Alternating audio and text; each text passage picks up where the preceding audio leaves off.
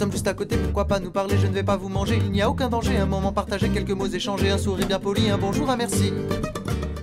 Si vous êtes artiste et que vous rêvez de passer sur scène, cela peut devenir réalité grâce au TCL.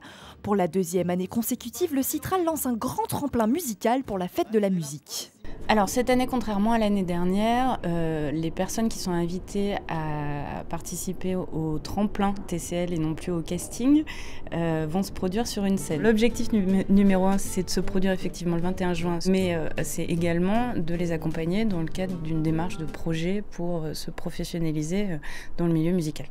En effet, gros plus cette année, les 4 artistes sélectionnés après audition joueront sur une scène à Vèze et auront aussi la chance de bénéficier d'un encadrement professionnel. Une fois que les lauréats ont été choisis, là on va leur apporter une aide sur le développement de leur projet artistique, à la fois sur la scène mais aussi sur le disque. Voilà.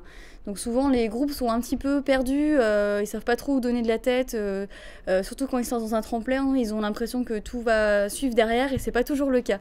Donc nous on est là pour donner un cadre et pour leur expliquer s'ils veulent faire un disque, comment ça va se passer, c'est quoi un disque concrètement, comment on fait ça, comment on le distribue et comment on fait sa promotion. Musiciens, chanteurs, groupe ou solo, quel que soit votre style musical, pour participer au grand tremplin, envoyez 2 extraits musicaux avec une présentation avant le 30 avril prochain sur le site www.tcl.fr. Plus que quelques mois avant le début des travaux pour l'amélioration de la ligne C3. Une grande enquête publique est donc programmée du 11 mai au 12 juin prochain où vous pourrez donner votre avis. Pour rappel, cette ligne est la plus importante du réseau avec plus de 50 000 voyageurs par jour. L'objectif des travaux est d'améliorer la performance de la ligne C3 en réalisant une 2e voie de bus entre le pont Lafayette et Laurent Bonnevet. Retrouvez toutes ces informations sur www.citral.fr. En 1997, l'agglomération lyonnaise était la première en France à mettre en place un plan de déplacement urbain qui avait conduit à la construction du tramway. Actualisé en 2005, le plan géré par le Citral et qui fixe les objectifs d'une mobilité urbaine durable va de nouveau faire l'objet de changements pour 2017. L'objectif, c'est de faire face à des nouveaux comportements, concrètement à des nouveaux horaires de travail, à des nouveaux styles de déplacement. Il y a un sujet important aujourd'hui qui interpelle tout le monde, c'est la qualité de vie, la pollution, la qualité de l'air et la santé publique.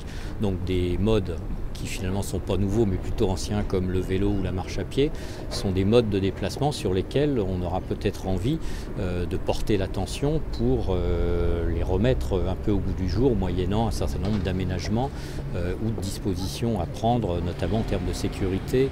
Sur l'agglomération, 3 millions de déplacements par jour sont faits par les habitants. 73 communes vont être concernées par le nouveau plan qui s'établit de manière concertée et partenariale. Forcément, les collectivités vont se réunir et débattre, échanger. Il s'agit d'une démarche partenariale et ouverte au grand public et aux associations, puisque quand on parle de qualité de vie, de vécu, ça renvoie bien évidemment aux habitants.